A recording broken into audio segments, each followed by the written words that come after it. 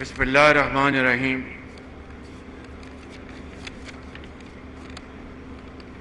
انتہائی قابل احترام امیر جمعیت علماء اسلام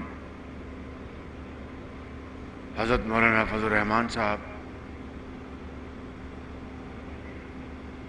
گورنر کے پی حاجی غلام علی صاحب، وزیر مواصلات مولانا اسد محمود صاحب، وفاقی وزرائے کرام، صوبائی وزرائے کرام، چیف سیکرٹری آئی جی کے پی، وفاقی سیکرٹریز، انتہائی قابل احترام بزرگوں، بھائیوں، نوجوان ساتھیوں، السلام علیکم۔ آج میرا یہ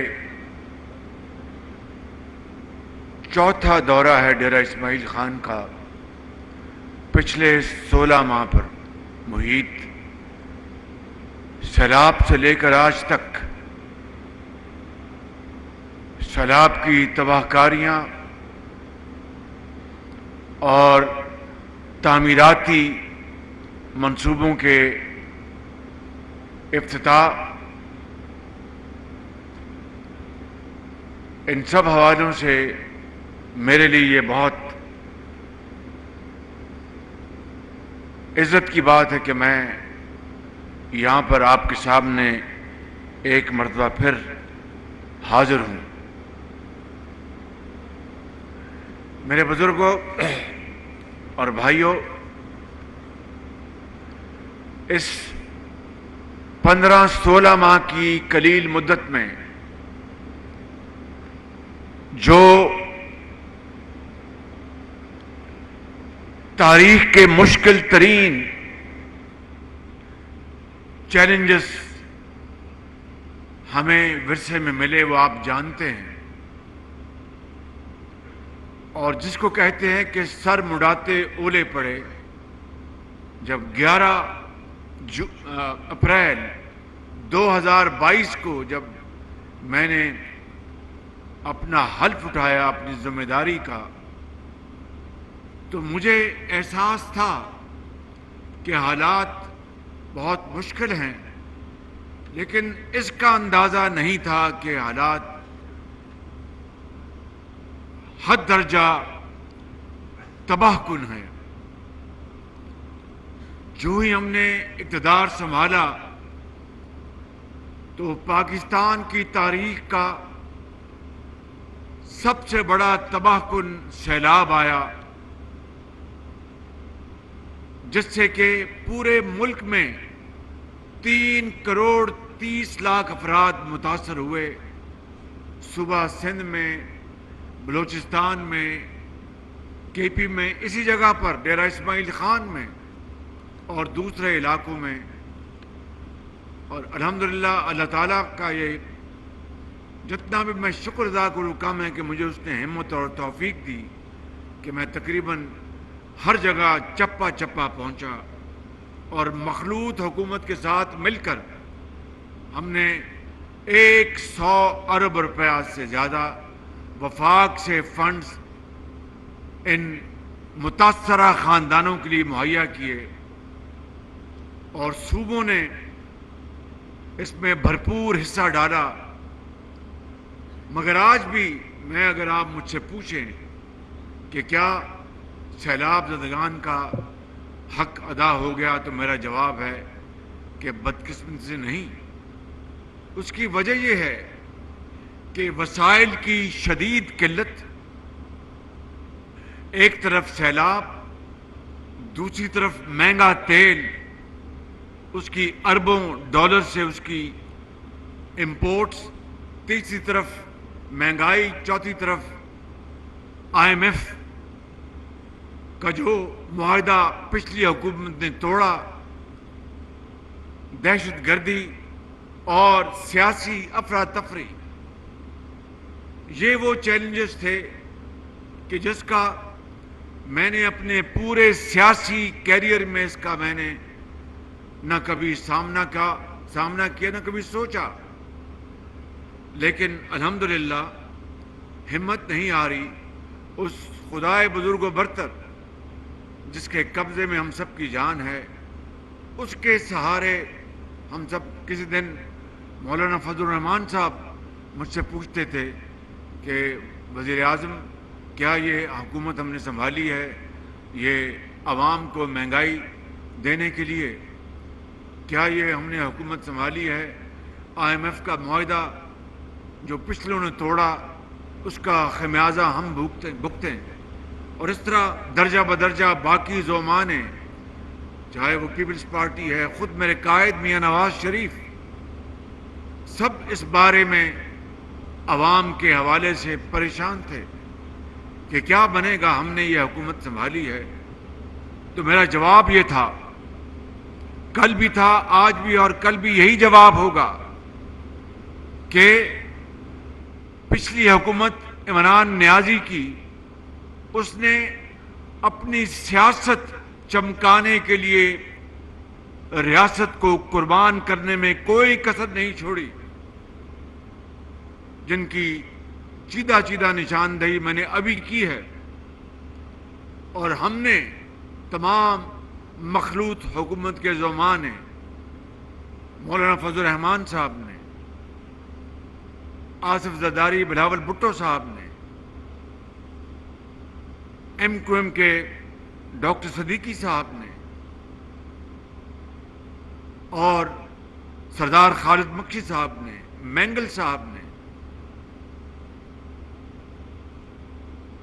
ANP एमल वली खान उनकी पार्टी ने, सब ने मिलकर, इसमें क्यू लीग शामिल है, खुद मेरी अपनी पार्टी शामिल है, मिलकर ये फैसला किया कि हम सियासत कुर्बान कर देंगे, रियासत को बचाएंगे। मेरे बुजुर्गों, भाइयों और नौजवान साथियों, यही वो फैसला था जिसकी खातिर फिर हम डट गए और हमने कहा कि रियासत को हमने बचाना है। खुदा ना खास्ता रियासत को नुकसान पहुंचा तो कहां की सियासत, कहां की वजारत और कहां की वजारत उज़्मा। उसके लिए हमने बड़ी कीमत अदा की है, लेकिन हमारे कदम डगमगाए नहीं। हमने अल्लाह ताला की ज़ात पर पूरा तवक्कुल रखा, तो फिर आहिस्ता आहिस्ता दिन फिरने शुरू हो गए। मिसाल के तौर पर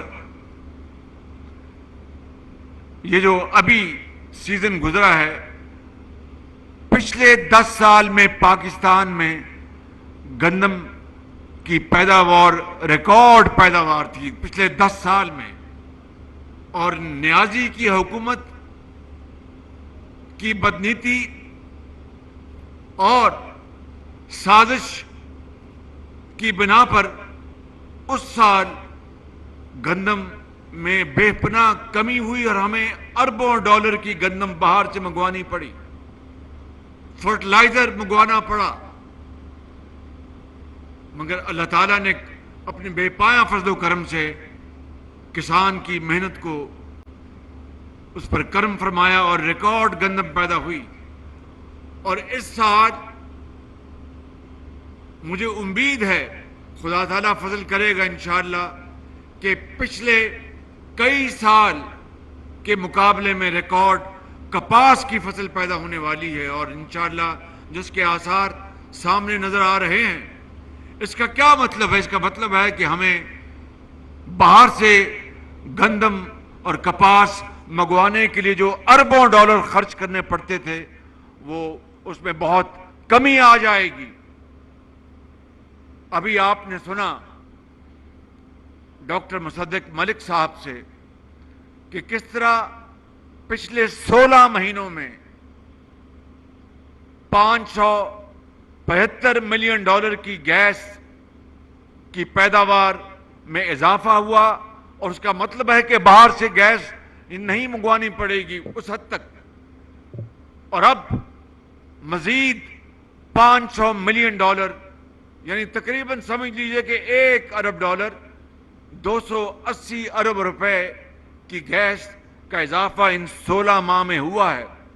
اس کے باوجود کہ سازشیں اپنے زوروں پر تھیں، اس کے باوجود کہ 9 مئی کا سانحہ ہوا، اس کے باوجود کہ IMF سے دن رات ہمیں ان سے معاہدہ کرنے کے لیے تمام پاپڑ پیلنے پڑے، اس کے باوجود کہ عمران نیازی کی انتشار پسندی اور ملک دشمنی نے پاکستان کے اندر کاروبار اور سرمایہ کاری کو تقریباً جامد کر دیا تھا، اس کے باوجود کہ ہمارے مالی وسائل انتہائی محدود ہو چکے تھے، لیکن اس سے بڑا اس قوم کے اوپر 24 کروڑ عوام کے اوپر، مجھ ناچیز کے اوپر، میرے زوما کے اوپر اللہ تعالیٰ کا اس سے بڑا اور کیا فضل اور کرم ہو سکتا ہے کہ ہم ڈیفالٹ سے بچ گئے. میں آج یہ سمجھانا چاہتا ہوں کہ ڈیفالٹ کیا ہوتا ہے صرف 30 سیکنڈ اور 1 منٹ میں، کہ اگر ہم جو حکومت پاکستان نے کسی اور ملک کے ساتھ جو مالی جو کمٹمنٹس یا جو وعدے کیے ہیں، یا دو طرفہ بینکوں نے، اسٹیٹ بینک آف پاکستان نے دوسرے ممالک کے بینک سے، یا ملٹی لیٹرل جو ہمارے ادارے ہیں دنیا میں، اگر وقت کے اوپر ان کی پیمنٹ نہ ہو تو وہ سوورن ڈیفالٹ ہوتا ہے. تو اس کا ایک بہت بڑا خدشہ ہو گیا تھا، اور اس کا قصور میری یا میری حکومت کا نہیں تھا. یہ عمران نیازی نے IMF سے معاہدہ کر کے اس کو اسی طرح توڑا جس طرح وہ دن رات ریاست مدینہ کی بات کر کے 100% اس کے خلاف فیصلے اور اس کے خلاف اقدامات اٹھاتا تھا. اور پھر اگر خدا نہ خواستہ یہ ڈیفالٹ ہو جاتا تو کیا ہوتا؟ یہ سن لیجیے بات بڑے غور سے کہ ہماری جو لیٹر آف کریڈٹس ہیں، یعنی جو آپ درآمد کرتے ہیں یا برآمد کرتے ہیں، تو LCs کھلتی ہے بینکوں سے، باہر کے بینک اسے قبول کرنے سے انکار کر دیتے، یا اس کی ری کنفرمیشن کرنے سے انکار کر دیتے. اگر خدا نہ خواستہ ڈیفالٹ ہو جاتا تو پھر ہمیں پاکستان کے اندر دوائی اور روٹی کے لیے اس کے لالے پڑ جاتے. اگر خدا نہ خواستہ ڈیفالٹ ہو جاتا تو ہماری صنعت اور حرفت کو کاری ضرب لگتی. اس کے علاوہ میں اور بے شمار اس کے جو کانسیکوینسز ہے گنوا سکتا ہوں. بس اتنا کافی ہے کہ ڈیفالٹ قیامت تک ایک کالا دھبا ہوتا جو میرے ماتھے پر اور میری قبر میں بھی کتبہ لگتا ہوتا کہ اس کے زمانے میں ڈیفالٹ ہوا. مگر اس مالک کا میں جتنا شکر ادا کروں کم ہے.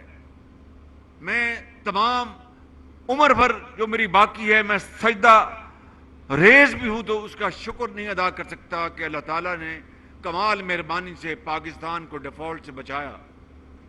اور اس میں یہ میری اکیلے کی نہیں، یہ پوری ٹیم کی یہ کارکردگی، ان کی محنت، دن رات محنت ہے، جس کے بدلے میں یہ خدا نے پاکستان کو بچایا. اور آج اب ہم اس راستے پر گامزن ہیں کہ زراعت بھی ترقی کرے گی، صنعتیں بھی لگیں گی، صنعت کی چمنیوں سے دھواں نکلے گا، یہ گیس، یہ پیٹرولیم، یہ شمسی توانائی، یہ ہوا سے توانائی، یہ تمام منصوبے جس طرح مولانا فضل الرحمان نے بڑے اچھے انداز میں بات کی کہ اگر وہ نظام جس سے کہ پاکستان کے عوام کو فائدہ نہیں ہوا تو ہمیں دوسرا نظام لانا ہوگا. وہ یہی نظام ہے کہ شمسی توانائی، ہر جگہ سولر کی بجلی ہونی چاہیے، اس کے لیے نہ تیل چاہیے نہ گیس چاہیے. خدا تعالیٰ نے اس ملک کو بہت شاندار سورج دیا ہے جو بلوچستان کے پہاڑوں پر چمکتا ہے, جو پنجاب کے میدانوں میں چمکتا ہے, اور ہوا کے بے شمار کوریڈورز ہیں, پن بجلی کے اتنے بڑے ذخیرے ہیں. اور من حیث القوم میں کہوں گا 75 سال میں ہم سے بہت بڑی فاش غلطی ہوئی کہ ہم نے پن بجلی کے منصوبوں کے اوپر توجہ نہیں دی. جتنے ارب خرب لگ گئے تیل اور بجلی اور گیس کے منصوبوں کے اوپر, اگر اس کا آدھا سرمایہ بھی 75 سال میں یہ داسو ڈیم یا دیامیر بھاشا یہ منجی اس کے اوپر ہم نے منصوبہ بندی کر کے لگائے ہوتے تو ڈیرہ اسماعیل خان اور بنو کے بزرگوں اور بھائیوں اور نوجوانوں میں بلا خوف تردید کہنا چاہتا ہوں کہ آج پاکستان میں معاشی حالت یہ نہ ہوتی.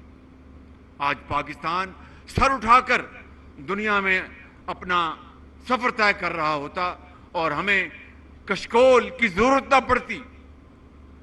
یہ وہ فاش غلطیاں بلنڈرز من حیث القوم ہم سے ہوئی ہیں. لہذا آج وقت آ گیا ہے کہ اب IMF کے اس پروگرام کے بعد ہمیں اس ملک کے غریب عوام کو, کسان کو, ہاری کو, ابھی پرسوں میں نے فیصلہ کیا بجلی کی نرخوں کا. یہ سننے والی بات ہے, یہ خالی IMF کی کڑی شرط نہیں تھی, وہ شرط تو تھی ان کی, لیکن ہمارے پاس اس کے علاوہ اور آپشن بھی کون سی تھی. کیوں؟ ہماری جو بجلی کی ترسیل میں بے پناہ, اس کو کہتے ہیں لائن لاسز ہوتے ہیں, جو بجلی ٹرانسمٹ ہوتی ہے, ہمارا نظام فرسودہ اور انیفیشنٹ ہے اور اس میں بے پناہ نقصان ہوتا ہے. تیسری بات, یہ جو وابڈا اور یہ جو ان کے اہلکار ہیں منسٹری آف پاور کے, جہاں پر آج کے کام لائق تحسین میں اس کی بھی بات کروں گا, وہاں پر مل کر وہ لوگوں سے پیسے بٹورتے ہیں. ایک کا بل دوسرے کو دے دیا, تیسرے کا بل چوتھے کو دے دیا. اور چوتھی اور سب سے خطرناک بات کہ بڑے بڑے سرمایہ کار بجلی چوری کرتے ہیں اور مل کر بل جو ہے آدھے پونے داموں میں جناب بل ادا کرتے ہیں. یہ کل مجموعہ, یہ تقریباً غور سے سنیے منسٹر صاحب, ذرا غور سے بات سنیں. منسٹر آف پاور ادھر توجہ فرمائیں. یہ ملا کر سالانہ 400-450 ارب روپے کا پاکستان کو نقصان ہے. اور یہ جو سرکولر ڈیٹ ہے جس کو کہتے ہیں گردشی قرضہ بجلی کا خالی, یہ 2.5 ٹریلین ہے. کتنا ہے بھائی؟ 2.3 2300 ارب روپے. اس میں غریب آدمی تو کوئی قصور نہیں ہے, ہاری کا کوئی قصور نہیں ہے, مزدور کا کوئی قصور نہیں ہے, بیوہ اور یتیم اور ایک طالب علم کا کوئی قصور نہیں ہے, ایک نرس اور ڈاکٹر کا کوئی قصور نہیں ہے. یہ فقط قصور ہے تمام ان حکومتوں کا, بشمول ان 16 ماہ میں میری حکومت کا اور اشرافیہ کا, اور ان لوگوں کو جن کو اللہ تعالیٰ نے اس ملک کی تقدیر بدلنے کے لیے طاقتور بنایا ہے. یہ سب ان کا قصور ہے. اور اس کا نقصان, اس کا بوجھ غریب آدمی کے اوپر, اس ملک کے طول و عرض میں, چاہے وہ ڈیرہ اسماعیل خان ہے یا ٹانک ہے یا بنو ہے یا پشاور ہے یا کوئٹہ ہے یا لاہور ہے یا کراچی ہے, یہ کروڑوں لوگ, غریب لوگ جو صبح فجر کے وقت اٹھتے ہیں, اللہ تعالیٰ کے حضور جھکتے ہیں اور نماز فجر ادا کر کے رزق حلال کی تلاش میں نکل جاتے ہیں, چاہے گرمی ہو یا جاڑا ہو یا بارش ہو یا طوفان ہو. لیکن اس کے باوجود بھی رزق حلال کمانے کے بعد وہ جب گھر آتے ہیں تو ان کو فیصلہ کرنا ہوتا ہے کہ آدھی روٹی دینی ہے یا پونی روٹی دینی ہے یا دودھ دینا ہے یا چینی کے بغیر دودھ پلانا ہے, دوائی کہاں سے لانی ہے.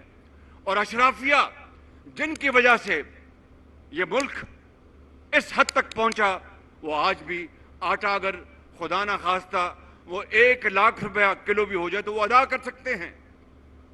غریب 1 کلو آٹا آج خریدنے جائے تو اس کے پسینے چھوٹ جاتے ہیں. حضرت مولانا یہ ہے جس نظام کا آپ نے اشارہ کیا اور جس تبدیلی کے لیے آپ نے ایک باقاعدہ آپ نے پورا اپنا وزن ڈالا اور پوری قوم کو دکھایا کہ اس ملک کے اندر ایسی حکومت جو کہ نام لیتی ہو پاکستان کا اور پاکستان دشمنی کرے. ایسی حکومت میں پوچھتا ہوں, میں سوال کرتا ہوں, مجھے بتائیں کہ عمران نیازی جو نوجوانوں کو اگر انہوں نے بااختیار بنانا تھا تو ان کو تو 4 سال وفاق میں اللہ تعالیٰ نے دیے اور اس صوبے میں 10 سال دیے. میں پوچھنا چاہتا ہوں کہ کتنے وظائف دیے انہوں نے اس صوبے میں, یعنی ڈیرہ غازی خان سے لے کر اور وہاں تک پارا چنار تک کتنے وظیفے دیے انہوں نے بچوں اور بچیوں کو تعلیم کے لیے. میں اپنی بات نہیں کرنا چاہتا یا میں خود نمائی کے لیے نہیں آیا, لیکن صرف موازنے کے لیے میں کہنا چاہتا ہوں کہ جب میں 10 سال رہا خادم نواز شریف کی قیادت میں پنجاب میں تو لاکھوں بچوں اور بچیوں کو جو انتہائی ذہین قابل مگر ان کے پاس وسائل نہیں تھے, ان کے والدین کے پاس رزق حلال کمانے کے باوجود ان کو ہم نے وظائف دیے اربوں روپے کے, اور لاکھوں بچے اور بچیاں وہ تعلیم کے زیور سے آراستہ پیراستہ ہوئیں. آج ہزاروں ڈاکٹرز ہیں, انجینئرز ہیں اور نہ جانے کہاں کہاں وہ ملک کے لیے خدمت کر رہی ہیں. میں پوچھتا ہوں کتنے لیپ ٹاپس دیے 10 سالوں میں عمران نیازی کی حکومت نے کے پی میں. ہم نے اللہ تعالیٰ کے فضل و کرم سے لاکھوں پنجاب میں اور نواز شریف کی قیادت میں وفاق میں لاکھوں لیپ ٹاپس میرٹ پر محنتی بچوں اور بچیوں کو دیے تاکہ وہ ہنر سیکھیں اور ملک کی ترقی میں اپنا پورا کردار ادا کریں.